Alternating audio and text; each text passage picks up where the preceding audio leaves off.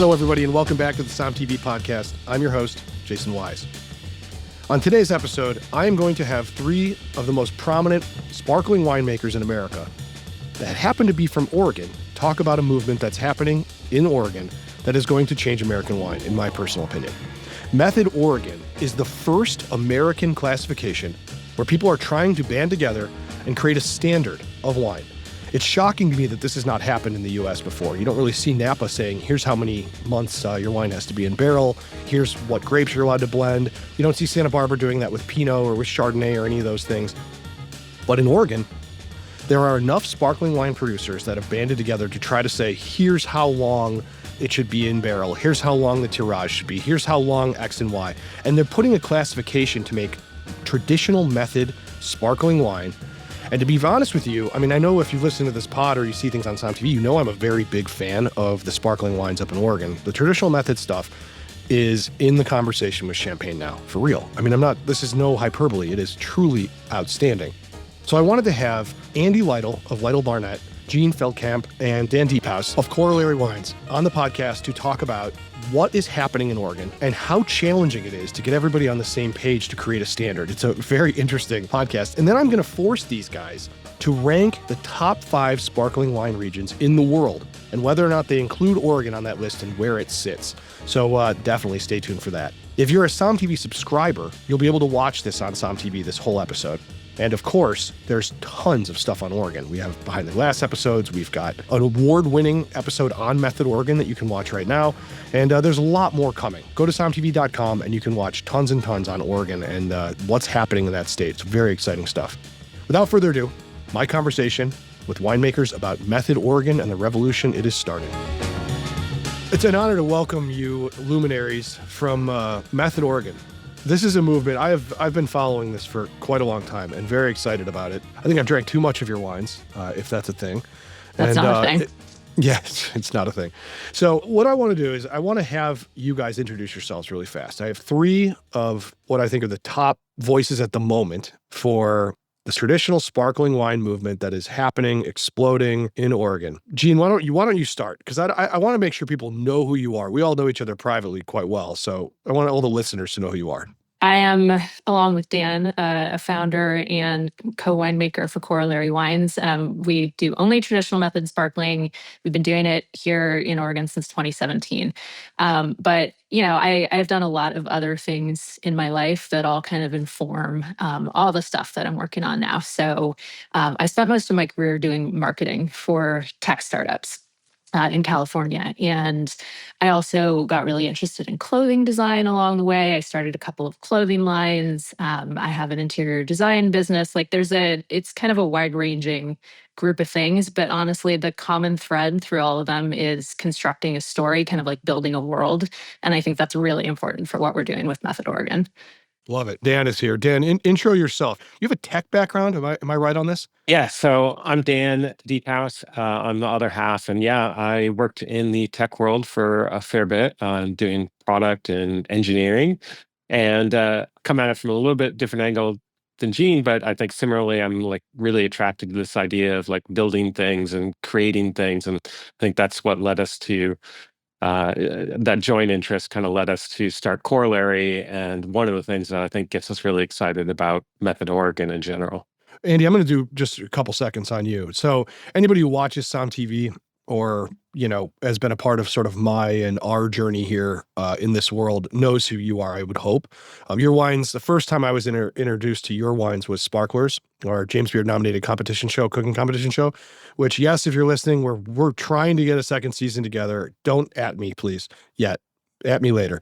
But Andy, I was introduced to your wine, and I have to say, completely not hyperbolic, I was blown away. I mean, your wine was one of the first times I had an American sparkling wine that was at or above the top sparkling wines in the world. And I mean this, like, I like to give you a lot of shit personally, but like, this is separate from our relationship. I really, really think your wines they were a starting conversation for us that now why I'm so happy to have this conversation with the 3 of you is it's kind of come full circle. It introduced me to other wines in the area that were at this level that I was unaware of. And so It's been a long journey for you and I, and people can watch your Behind the Glass on Som TV, your whole story. I'll let you introduce yourself, but there's literally a half-hour show about your winery, your journey, everything you've gone through to create, and the pain and process of making sparkling wine, the most profitable wine in the world to do, I've heard. All right, so Andy, why don't you introduce yourself? But I do recommend everybody watches that episode. Thanks, Jason. My name's Andy Lytle. I'm a co-founder of Lytle Barnett. Started that in 2013 with my partner, Anthony Beck. The whole concept was they were making great sparkling wine in South Africa, and why shouldn't we do that up here? So we partnered together and started Lytle Barnett, Barnett being Anthony's mother's maiden name. And we got really lucky out of the gate. Andrew Davis was leaving Argyle, starting the Radiant Sparkling Company, didn't know if it was going to be successful or not. Asked Andrew to be our winemaker in 2013, and he said yes. If I asked him 2 months later, he would have said no, because Radiant took off like a rocket. Been very blessed to have Andrew at the helm. He consults for a lot of people, but he makes wine just for Lytle Barnett, and so we're very lucky to have him. But I do agree with you in the sense that it's wild to think that we're coming up on our 14th year of making wine together. And to see, some of the people that have come along that are really committed, to sparkling wine, and in particular, the Method Oregon piece that I'm sure we're going to talk about today. And having Dan and Gene on this call is great because, we brainstormed this idea, a long time ago, and we had been talking about it for years, even earlier. We just didn't have the capacity to do it. We didn't have enough people making the quality wine. But, with the advent of Radiant Sparkling Company and Vinovate and some of those companies, we've created the opportunity to really make world-class sparkling wine here in Oregon that's starting to get that recognition. Yeah, it really is. I mean, honestly, it's like you can sort of feel it in the water. It's one of those kind of things. I'm not sure who's qualified to answer this. You all are, but who should answer this? Gene. If I was to ask you for your, what is the 3 sentences, what is Method Oregon? I want to start here because people listening are going to be like, oh, okay, so this is just another group of people banding together, but it's really more than that. What is Method Oregon? So it's a mark of sparkling wine that's made in a specific way that it's a shorthand for consumers. So when they see the Method Oregon mark on the bottle, they really can understand what they're getting and why it's high quality and where it's coming from, and they sort of know something about the story. So supporting that, there's the nonprofit organization that we just formed this year. So we're literally like 5 months into the establishment of the nonprofit.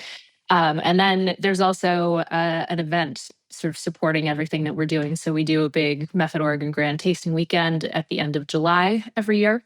And that's going to be July 24th to 26th this year. So it's really 3 things. It's the mark, which includes the standard, it's the organization, and it's the event. So this is my big question here. When a group of people form, and I always look to Robert Mondavi, who was like, we've got all these wineries have to band together because it seems fun to be like the only one, the big dog, and be out there on your own. But the truth is you really do need, and I'm assuming you guys all know this, you all need kind of everyone to support each other, lift up as they say, all boats rise kind of with the tide. What I want to find out is how, when you bring in other voices, how do you find a way to create a standard without killing each other? Because everybody makes a slightly different style. And I think this goes for any style of wine, but I really think it's fascinating for sparkling, especially traditional method. And so we can start with that you decided you were going to do traditional method, and I'm just going to have one of you guys say what that means quickly. Everyone listening knows what champagne is. Everybody knows but just for the record, what is traditional method? Because I think it's the only thing you can agree on is every bottle that has this mark is that, at least, right? Mm-hmm. Okay, what's traditional method? Traditional method is where you do a second fermentation in bottles. So the first fermentation is like making wine normally. You press grapes, you get juice, you ferment it. If you're just making a Chardonnay, you would be done. But at that point, people who make things in traditional method, like they do in champagne, they're adding a little bit of sugar, a little bit of yeast, fermenting it again in bottle. And that's really important because the yeast will eat the sugar, emit CO2, which we love, because it makes it bubbly. And also the yeast are in the bottle for years and they break down and they add flavors and texture into the wine. And that's kind of what makes traditional method so special is all that additional complexity you get from the yeast and lees contact over years. Yeah, so yeast poop.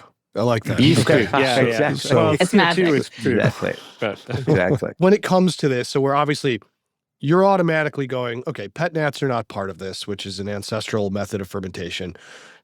You're not allowing what would be like the A forced style carb. of forced Forced carb. carbonated, which would Or be Charmant method, like, you know, much I feel like they famous, do. much more Yes. fancy way to say carbonated beverage, like a Like a Prosecco. Prosecco.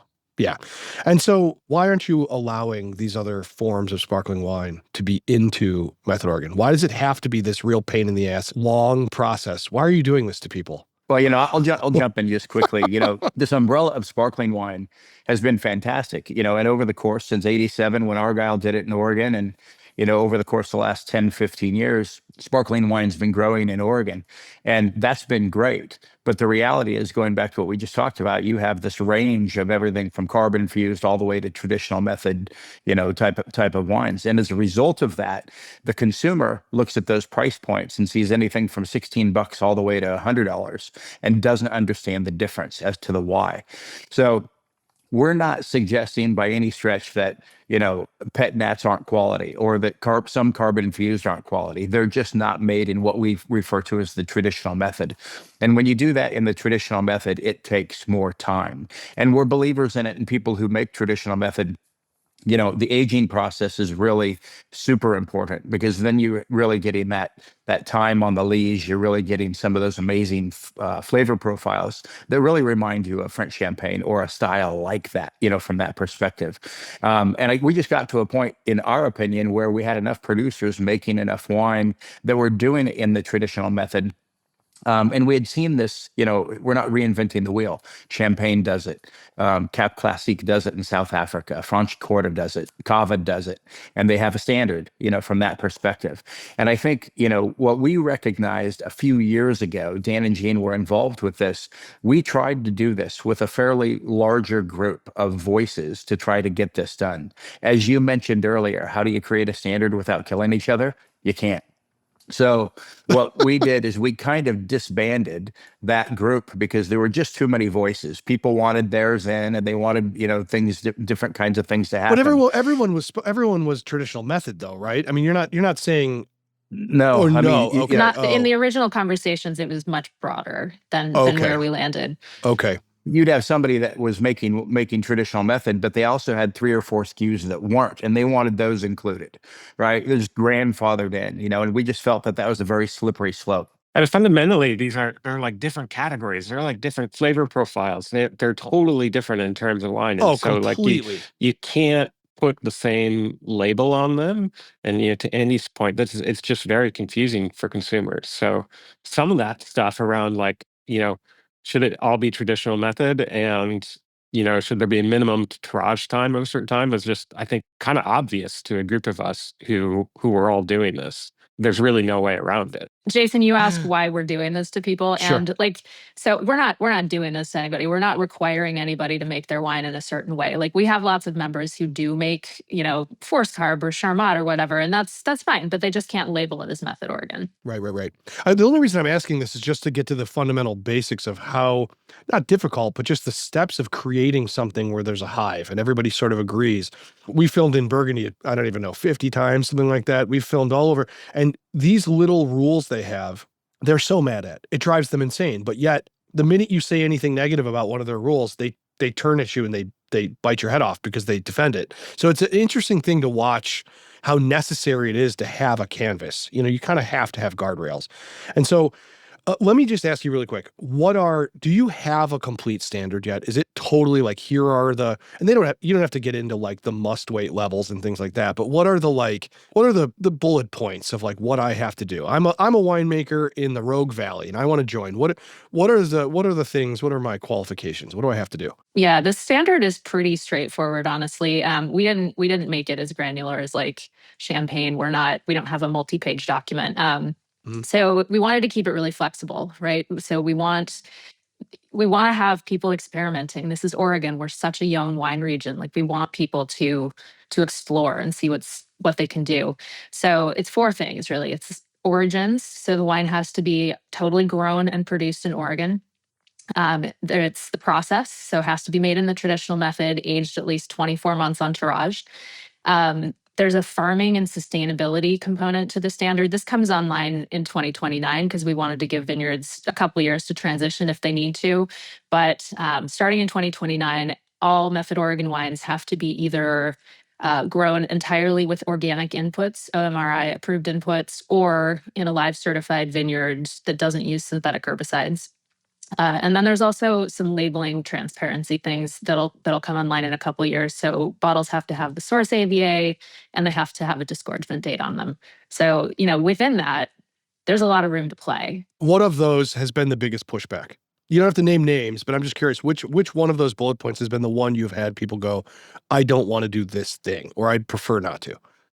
I think we had a lot of debate about the tirage length. What do you guys think? Yeah, I think it's funny. It came from both sides. Tirage for sure. Everybody was saying, well, why don't you just copy Champagne?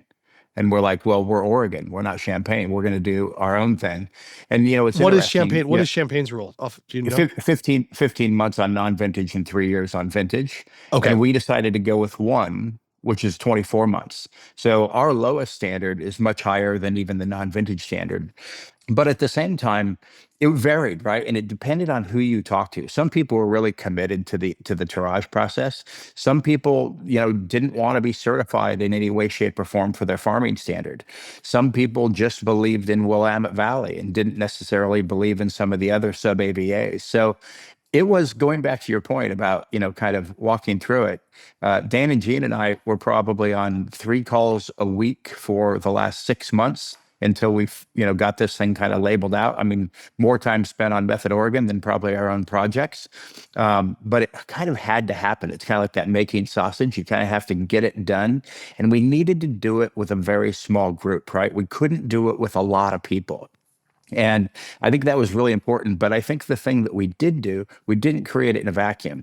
We're very open, got input from virtually every winery and said, here's what we're thinking. And then got the input back and started to kind of absorb that, understand. We made, I don't know, changes to each level of the standard multiple times. We'd make final decisions on a standard, and then we'd go back and revisit the final standard again. We'd even confuse ourselves. And so we just kind of had to get through it. But it was super important that we had like-minded people thinking the same way. And I think everybody we talked to, even though that they had opinions, they all believed in what we were doing. It was just a matter of being able to kind of corral it and kind of put it on paper and start to agree to it. And even to this day, there's something in there that somebody doesn't agree with. But as we've always talked about, these aren't laid in stone, right? This is a living, breathing document, right? Champagne still changes their standard, right? Of course, they just absolutely. recently changed. So we just needed to start somewhere. We really like, as Jean mentioned, this well-rounded standard that's very rigorous, but easily achievable, right?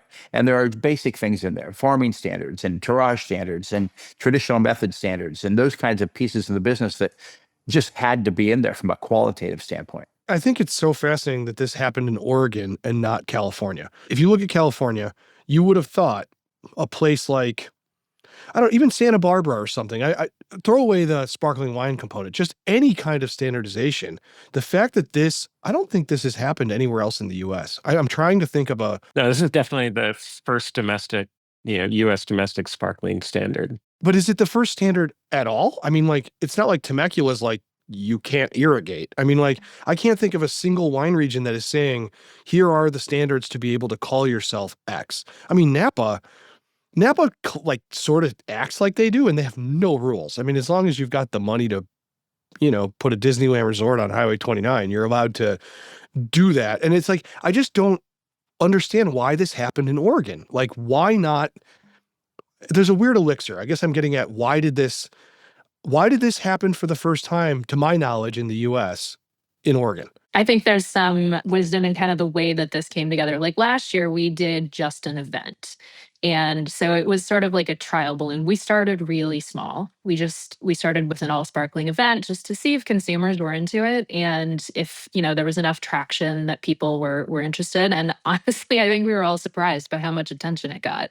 Do you know the video we did for you guys for that event won 2 Taste Awards? I mean, I'm like blown away by this. It was like, it won like the best partnership video, and it won another award for all of us on my team looked at each other and we were like, We made like 4 films and we won one other award for another film, but this was the one that won the most awards. And that goes to say this is an important movement. I mean, it really does. It got noticed by a food and beverage award-winning thing that has to do with media. I mean, I couldn't even believe it. So anywho, it is an important situation. And so Oregon has this kind of right place, right time, but the right producers. And so keep going. I didn't mean to interrupt you. It's just a phenomenal thing. Yeah, thanks. It's, I mean, you're right. It was kind of a timing thing. Andy mentioned that we'd been sort of talking about this in the community for years and years. And so there was all these side conversations among all these different people. And, I think we just got to the point where we thought like we need to do something with this right now. I think we personally, Dan and I started seeing people come into our tasting rooms and telling us that they were visiting the Willamette Valley and planning their entire trip around visiting wineries that had sparkling flights. And we thought like that's different than last year. Like this is really starting to become a thing and people are seeking it out and they don't necessarily know what they're looking for when they get here. A lot of people, come see us and they're like, who else has sparkling? And so, we thought, well, we can help you with that. And honestly, since we launched Method Oregon, there have been producers coming out of the woodwork. There were people that I had no idea they were producing sparkling. And they contacted us. I mean, it was 2 new wineries last week reached out to ask about membership. So I think this is something that, just because sparkling takes so long to make, you don't hear about it every day from all the producers. But I think people have been, because of companies like Radiant, they've been playing around with it for a while. And those wines are starting to come out of the cellar now, with several years entourage, and they're great. A great example of that is last year, the event, we had 22 producers at the event.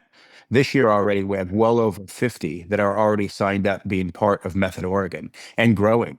So going back to Gene's point, it's not, an aha moment. It's a movement, right? It's kind of like people are recognizing the opportunity to be part of a qualitative organization that validates what they're doing. Does any other region have 50 sparkling wine producers? I don't think anybody. Sonoma doesn't have that. Santa Barbara doesn't have that. New York State doesn't have that. Does anybody have that many traditional producers?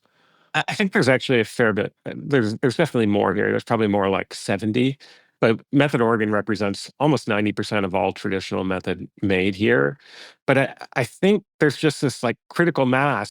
And part of that is we have some geographic coherency that maybe you don't have in California. It's more spread out, different microclimates and things like that.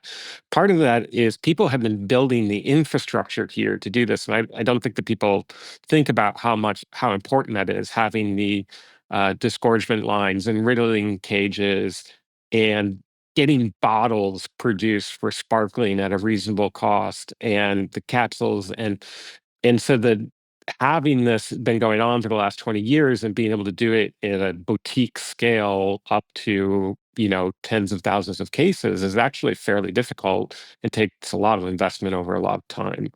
So I think all of these things are kind of coming together. Oh yeah, also all this DTC focus, right? Oregon has this amazing DTC tourism aspect, which makes it possible to produce boutique sparkling in a way that if you are in I love these wines, but like in the Mendocino or something on the coast in California, you're not going to get as many people coming there to just come and taste those and buy a $7,500 bottle. Yeah, and there's a very famous sparkling wine producer up there, but they're kind of alone. And and they're awesome wines. They're very good. And but they have French backing, so it is what it is. But when I think about this, we get a lot of questions on Instagram, especially. I don't know why Instagram is a place where we get DMs, but I would say Oregon is the biggest place people go, where should I visit? I can't tell you, hundreds of messages probably a week. My wife and I are going up, we watch something on Som TV, we heard a podcast, or it's just, we've never been and we want to go.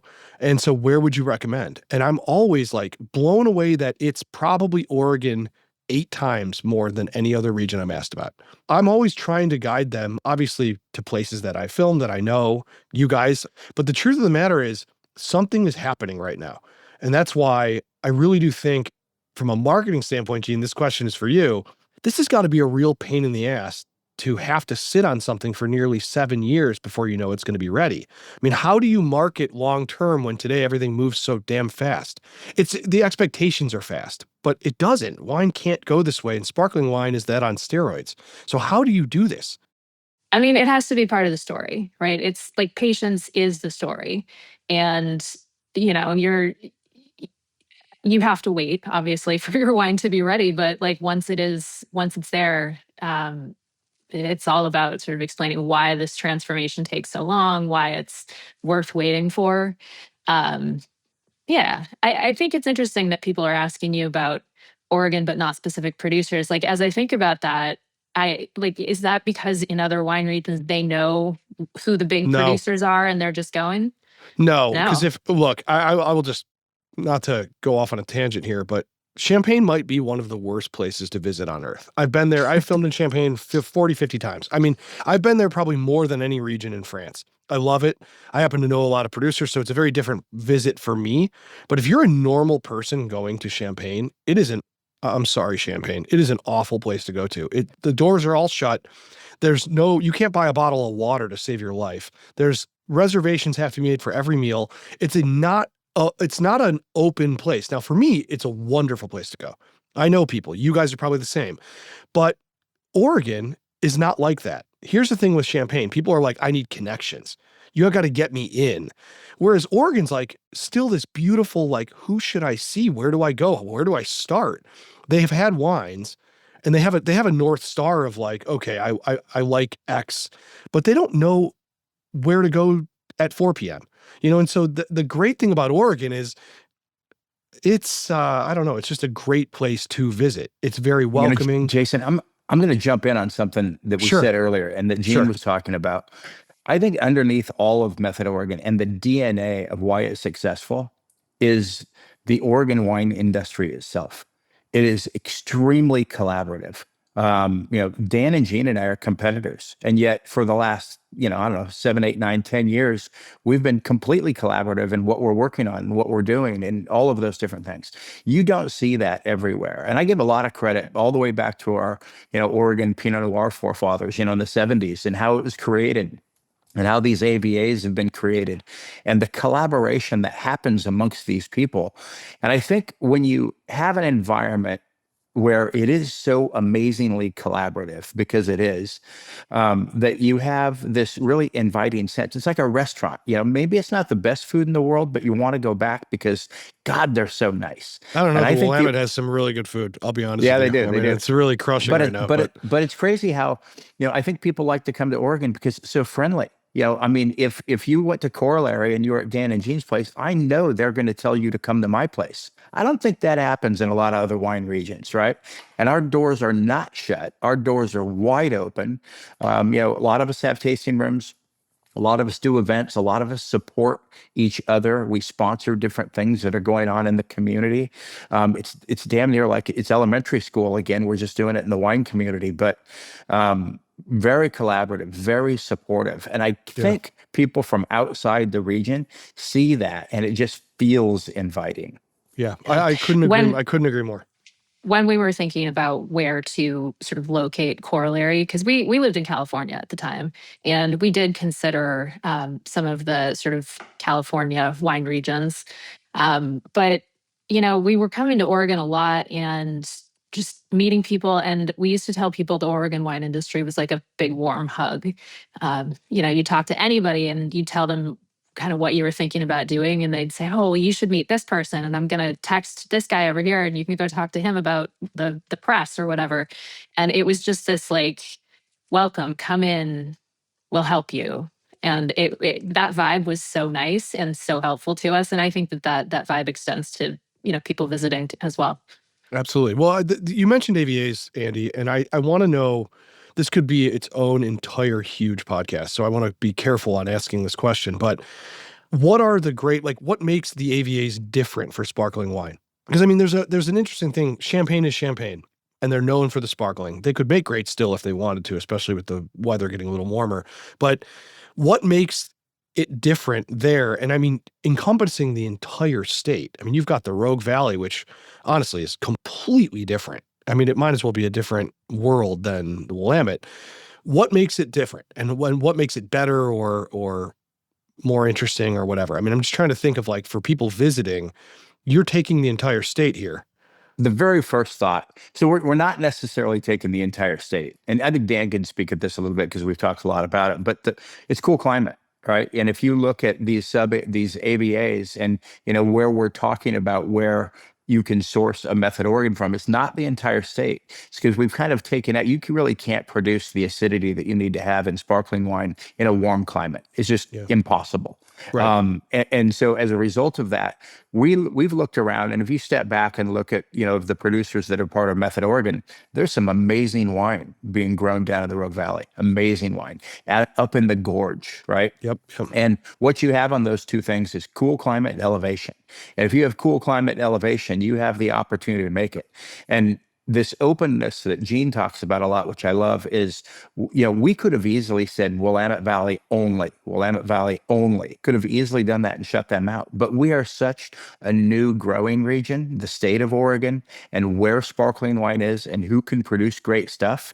Yeah, I don't think we're going to get off on crazy tangents of crazy varietals and grapes and stuff being made in super hot climates. It's not going to happen because it wouldn't meet the standard of Method Oregon.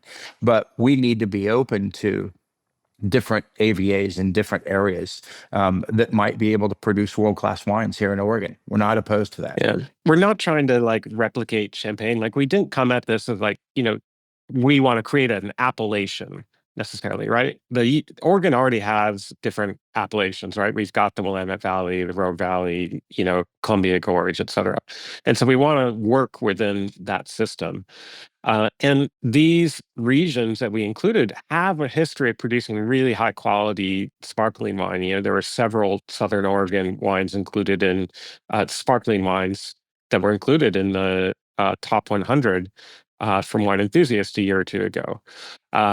And so we wanted to include those, and that's kind of the spirit of working together that we were just talking about, that spirit of collaboration and working across the state and promoting this place as a destination and a producer of world-class sparkling. And sure, not all of Southern Oregon is going to be the best place to make sparkling.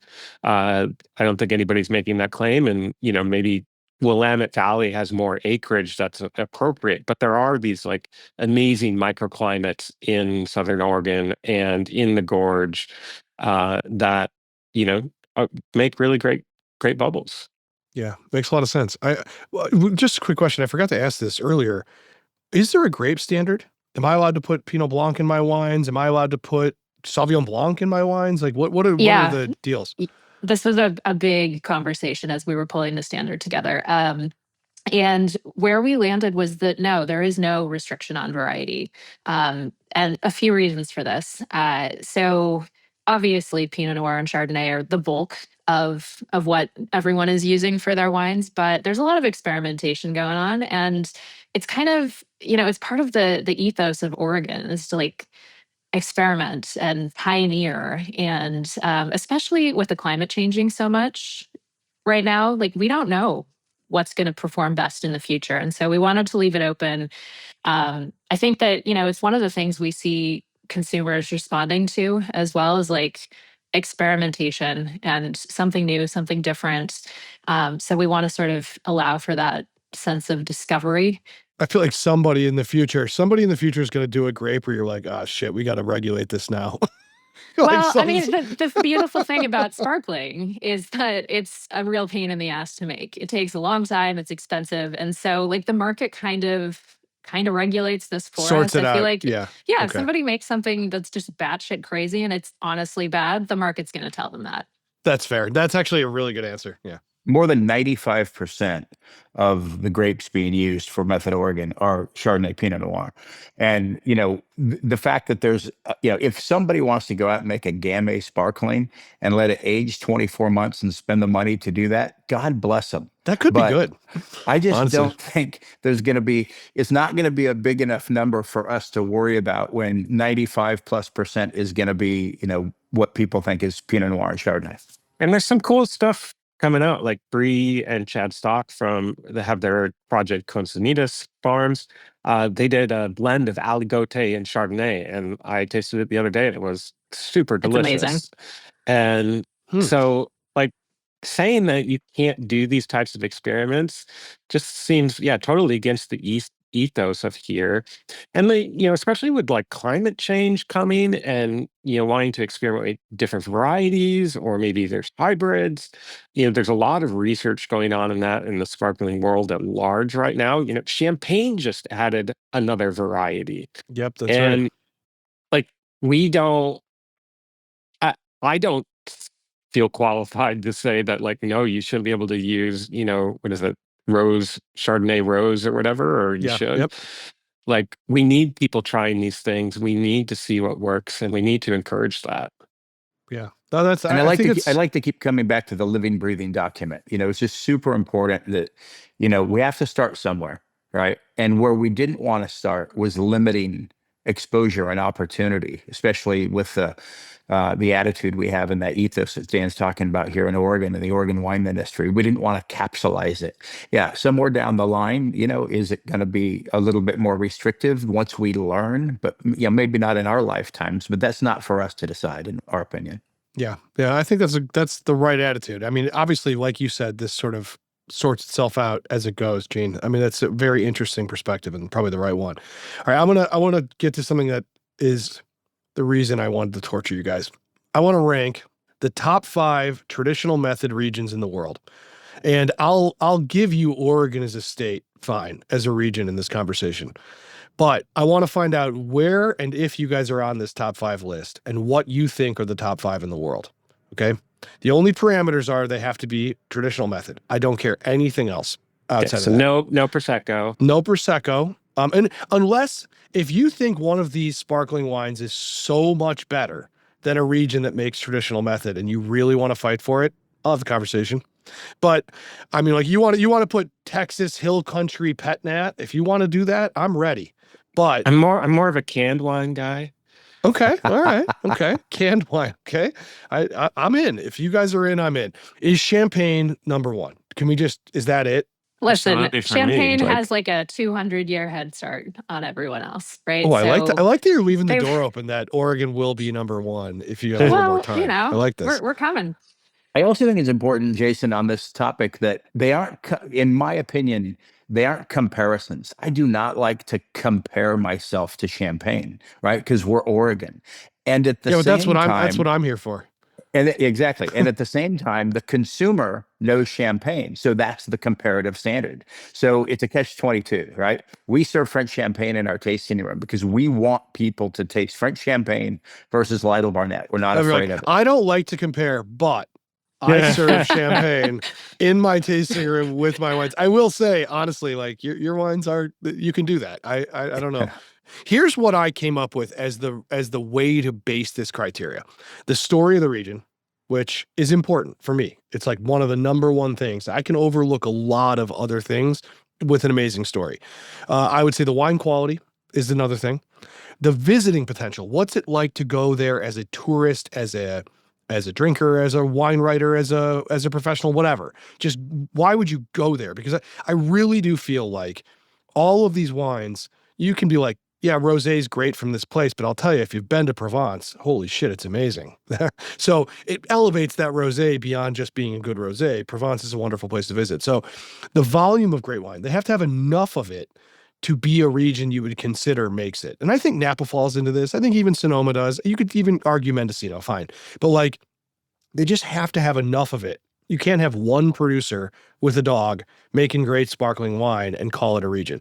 So, and then I think the future potential, it's got to be on the upswing hockey stick curve to be like, it's going to be, they're in it for the long haul as a region. I mean, I have my bias here, but I want to hear what you guys think on the forefront of trying to define a movement here, which you are doing and exists. I'll just jump in with one. To me, it's South Africa. Right. And I have an affinity for that. Right. Clearly my original co-founding business partners from South Africa with Graham Beck. Right. Peter Fiera, I would say, was one of our consulting winemakers early on. I love the style. I love the quality. And for us at Method Oregon, that model that they built with Cap Classique is very similar to what we have. They just did it 30 years ago. And we're behind that. Would you put South Africa in the top 5 traditional method sparkling regions in the world? And the reason I would is based on your criteria. I think the wines are fantastic, number one. But if you haven't visited Franschhoek or, some of these areas, Stellenbosch, they are mind blowing and very easy to get to and very easy if you're in Cape Town. And I think from incredible history. I mean, just amazing. And I think, qualitatively, I think they're great as well.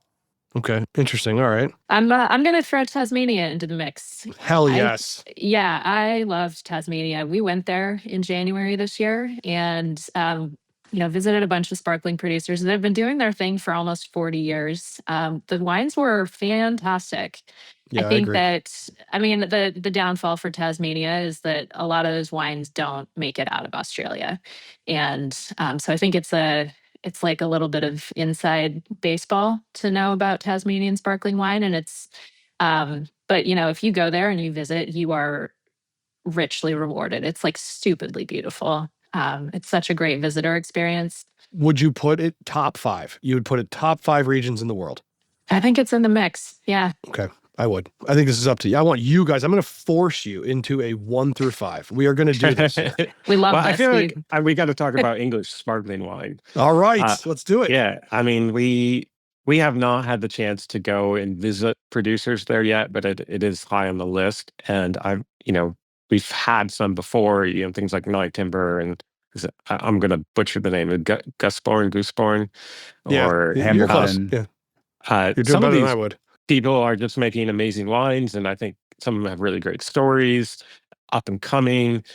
And we're starting to see some of those. I'd like that we're starting to see some of those outside of the English market as well. Like you can actually get some here in Oregon. You got to try Yfold. It's incredible. All right. Barbara Laithwaite makes it, and it is revelatory rosé for me. I mean, I think it's one of the best sparkling rosés I've ever had in my life. And it was on our list of the 10 greatest wines of last year. And I was shocked by their wines are great, but some of those English sparklings can get quite pricey.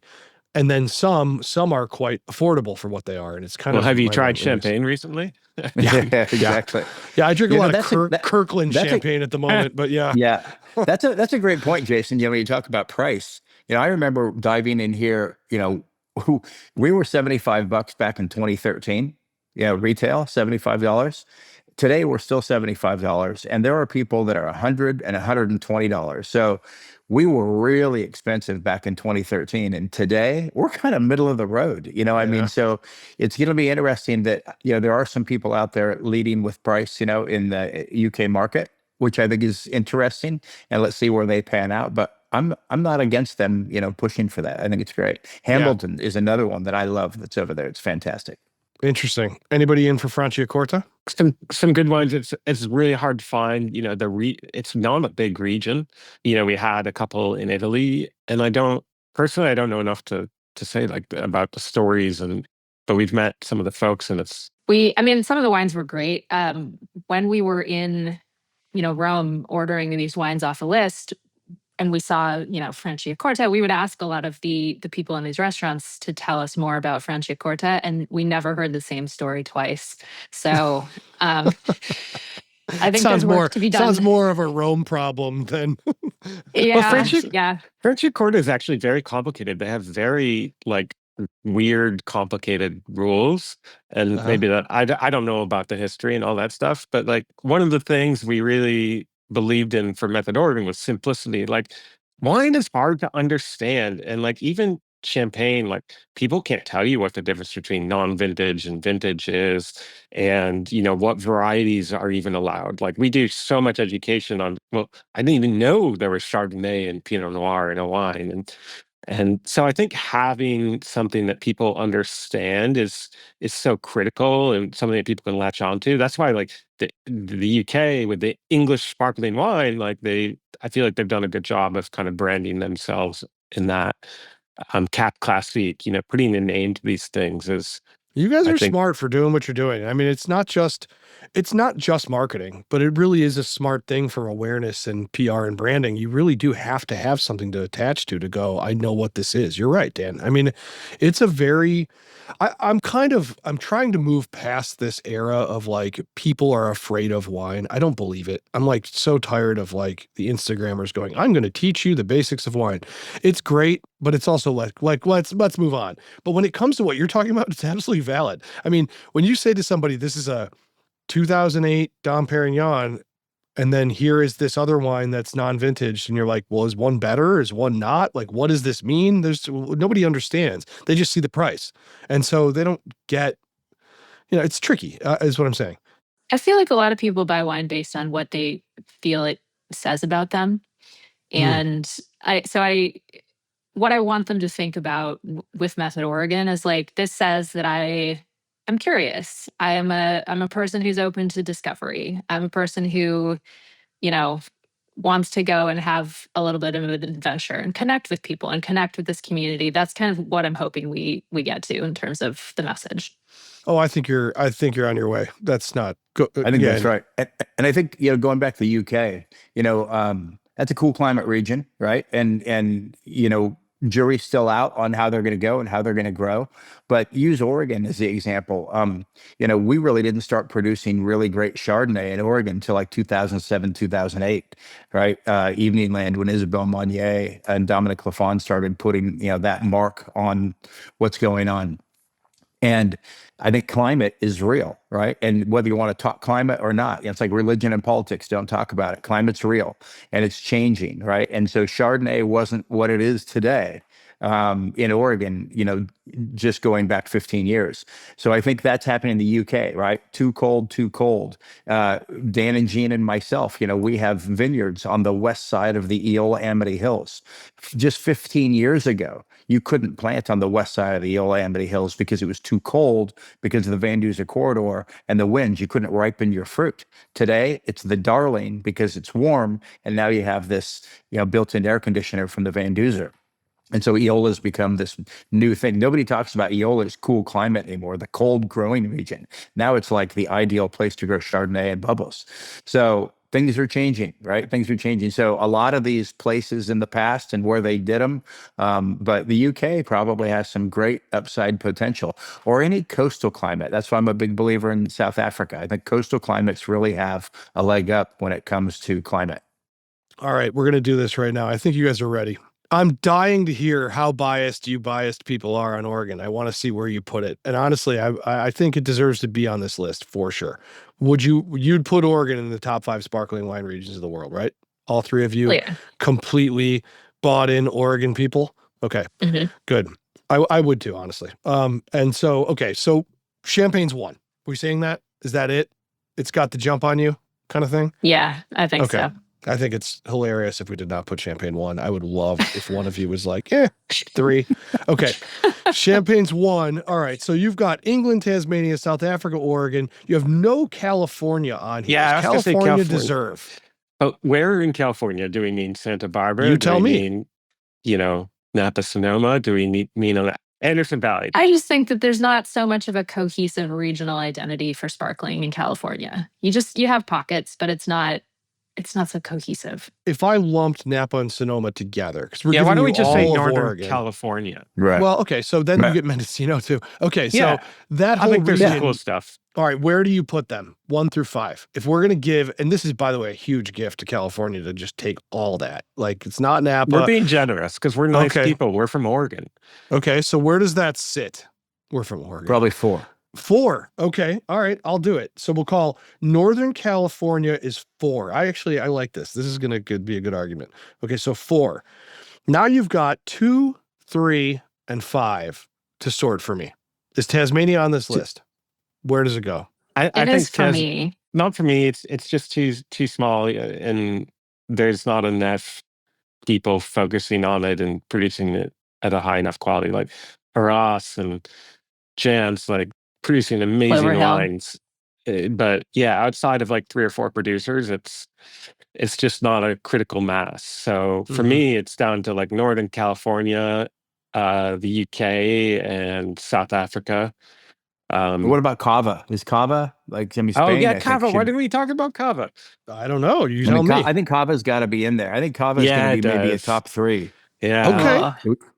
We just didn't bring it up. I don't really enjoy Gene's not kava, feeling but- top 3. Yeah, Dan, you don't enjoy it, but it's top 5? I mean, come on. I've had some really good aged kavas that are There is some from good special stuff. producers, but I will say kava has a place. I'm not here to say anything bad about kava. I just wonder, does it sit above any of these other producers you just said? I mean, does it sit above South Africa, the UK? We can do this, you guys. This I is think not you that should have hard. each one of us rank, and you'll see if we get different answers. Well, I mean, You will I get think different there answers. has to be a compromise here and any kind of a ranking. So where would you put South Africa? If you've got Northern California at 4, would you put South Africa at 5, or would you put it above California? You would. Okay. I'd put it above California. I'd Okay. put it at number 3. I like this. Okay. 3. So I, now I we need think 2, everything's going to have to move down a rank, because I think 2 we need and to have 5. we need to Where's have Oregon? Oregon. I think Oregon's we- at 2. Oregon's at I do 2. too. I love this. Okay. Where's Two. the UK though? Where's Well, English I mean, sparkling right wine? now It's not you'd have there it yet. at 5.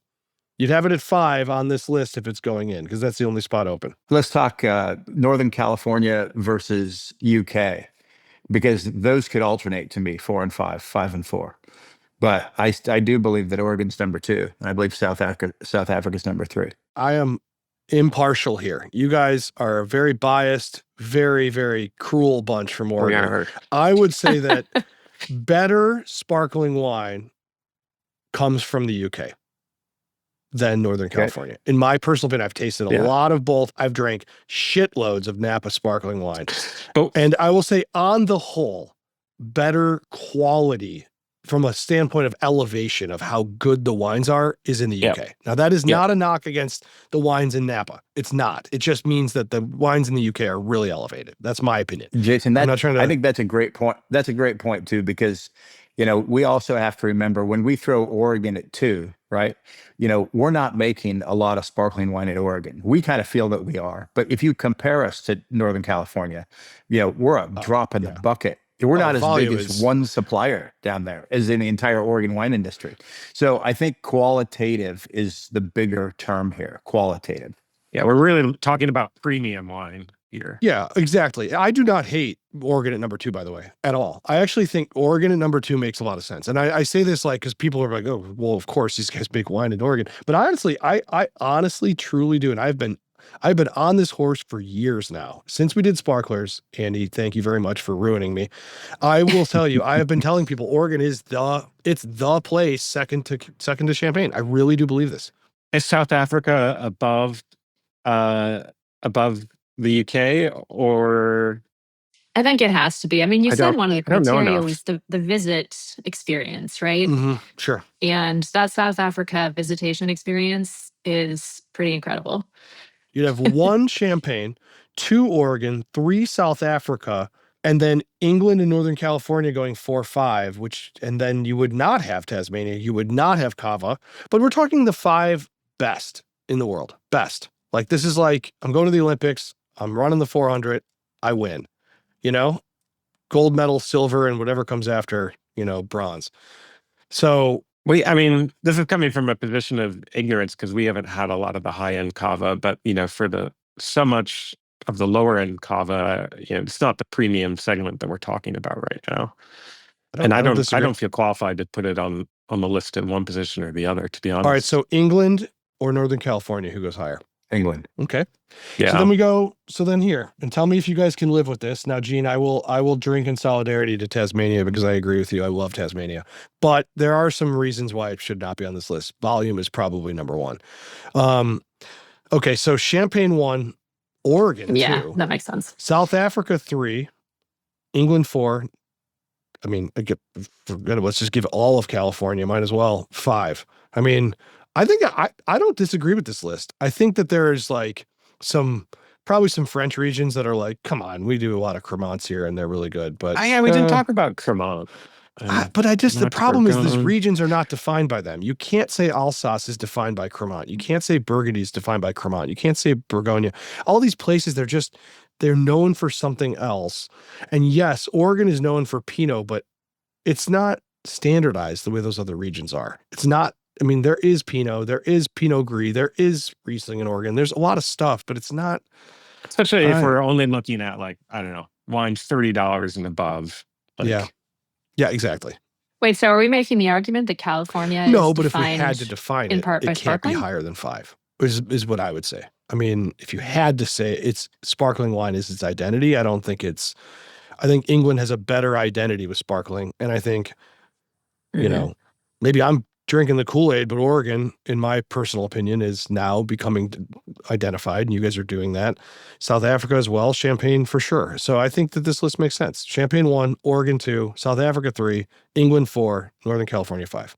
I cannot wait to see what the comments say on this. Oh, they're going to be, I mean, you don't understand. I'm going to get people that are in like Long Island yelling at me. Oh yeah. I mean, no like question. this is what happens, but I mean, it's why you compile these lists so that people can disagree or agree I mean, or whatever. It's the best part. The best part about biased opinions, people always ask, and I can say this because Dan and Jean have their vineyards in Eola, but it's like, of the sub AVAs in the Willamette Valley, what's your favorite? And I have to say Eola, right? I have 2 Right. vineyards there, right? So it's Yeah. like, I'm not going to say a place where I don't have vineyards. So I live in Oregon. We're making wine in Oregon. We have a lot of momentum. We're living in this Method Oregon thing right now, this tidal wave of momentum.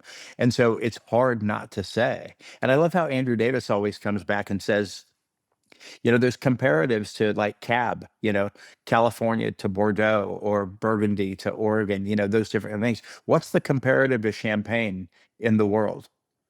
And I don't think anybody can really answer that question, but I think Well, Oregon's I think you're positioning trying itself to. very I mean, well. yeah. We're trying to say it. We're Well, saying this- that Oregon can do that. This is a blast. I want to just really quick, I want people to know quickly about this event in July, how they can get tickets, why they should go. Just really quickly give me, because they should. This is a place to go and taste all these wines and meet all the producers and do the thing that I think people who are really into wine love to do. So plug that. Tell everybody where they can get tickets. methodoregon.com is the place to go. People should come because this is like the best way to get the whole overview of what's happening in Oregon sparkling. We're going to have more than 50 producers at the grand tasting, but it's 3 days of events. So we have sparkling school where you can really sort of dive deep on some of these, nerdy sparkling topics. We're going to have a panel moderated by Ray Isle from Food and Wine Magazine. We are going to do a Bubbles block party at Argyle on Friday night. So, special bottles, a DJ, food trucks. It's going to be a ton of fun. And then on Sunday, all of the participating wineries are doing events at their own vineyards. So you can kind of go explore the valley, get a sense of what's out there, do some fun events and meet all the producers. I will have that in the show notes, the link and all of that, so people can get signed up for this. But it's a pleasure. I look forward to you guys getting yelled at by the Long Island contingent of sparkling wines.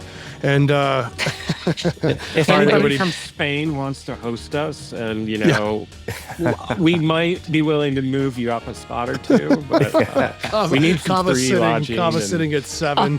Yeah. All right. This is great. Love it, you guys. All right. Well, it's a good time. I'm going to go drink a bottle of sparkling wine and fall asleep. Thanks all. Cheers, Jason. I want to thank everybody for listening.